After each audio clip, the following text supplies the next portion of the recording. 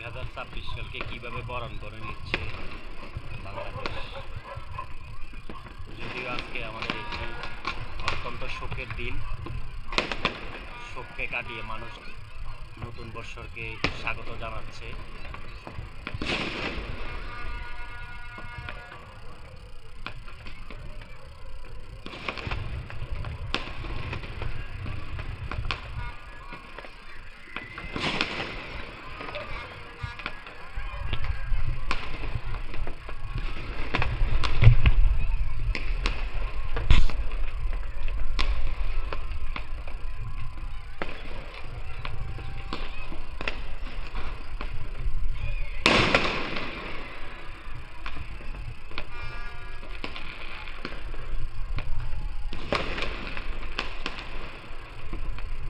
যদিও আমি এটা খুবই পক্ষে নই, তারপরও এটা রেকর্ড জন্য, স্মৃতির জন্য এটা রেখে দিলাম যে এই জাতি আজ বাংলাদেশের মমতাময়ী এই জাতির জন্য তিনি আপসীন নেত্রী, ওনার মৃত্যুবার্ষিকী, তারপরও এই জাতি বিন্দুমাত্র তাদের মধ্যে শোকের কোনো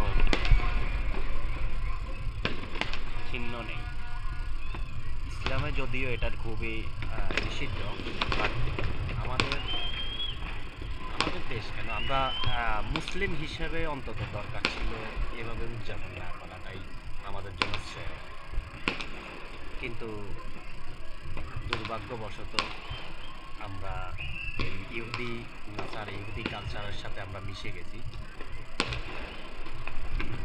এটার জন্য আমাদের মুসলিমদের প্রত্যেকটা মানুষের আসলে শিক্ষা নেওয়া উচিত যে মৃত্যুকে ভয় করা উচিত। কাল কিয়ামতে হাসরের ময়দানে কি জবাব দিবেন? আপনি পশু পাখি জীবজন্তু তাদের উপর অত্যাচার করছেন,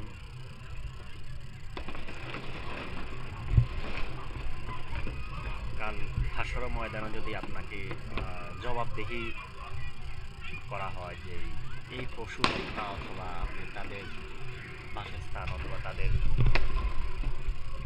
ক্ষতি করার অধিকার রাখেন, তখন কি জবাব দিবেন?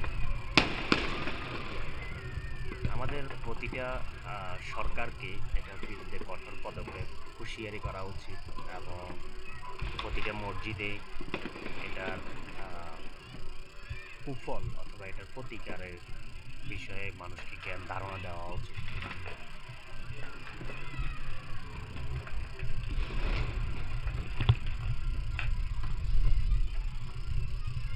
এই যে ডিজে গান বাজিয়ে রাত 12টায় আল্লাহর নীতি নির্ধারণকে, ইসলামকে বৃদ্ধাঙ্গুলি দেখিয়ে এই সমাজ, এই জাতি আবার ফিলিস্তিনের জন্য কান্না করবে, কিন্তু নিজেরাই ইহুদি নাসারাদের অনুসরণ করে নতুন বর্ষকে অনেকভাবে স্বাগত জানানো যায়, কিন্তু তা না করে এইভাবেই নোংরামি দিয়ে ইহুদিদের কালচারাল ফলো করে মোটেও কাম্য নয়। কারণ আমরা মুসলিম জাতি হিসেবে এটা কাম্য নয়। আল্লাহ তাআলা সবাইকে বুঝার তৌফিক দান করুক। দেখুন, যাদের ছোট বিগত দিনে, সালটা যদি আমার মনে নেই, একটা ঢাকায় একটা 4 বছরের বাচ্চা এভাবে স্ট্রোক করে এই সাউন্ডের কারণে মারা যায়।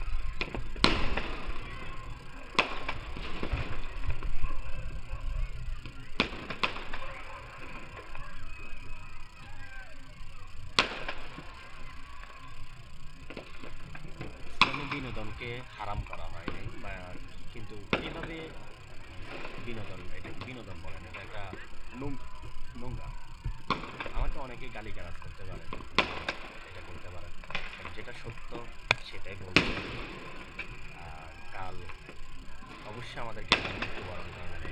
আজ আমাদের জাতীয় সক্রিয় জননেত্রী, আপসীন নেত্রী, যাকে এই গণতন্ত্রের মা বলা, তিনি কিন্তু দুনিয়া ছেড়ে চলে গেছেন।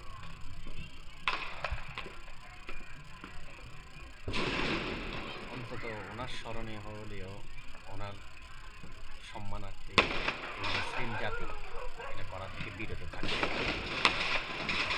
আফসোসের বিষয়। দেখুন,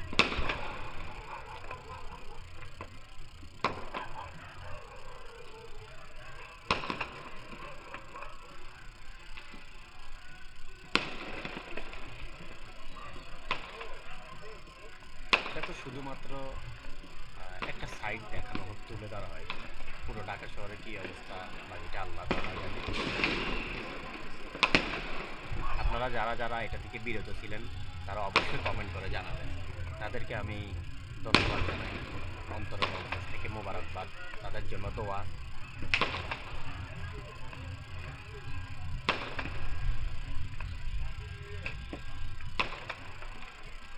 অবশ্যই কমেন্ট করে জানাবেন আপনারা। আমি সেই সকল ভাইদেরকে দেখতে চাই যারা এই ইহুদি কালচার ইহুদিদের কালচার থেকে বিরত ছিলেন।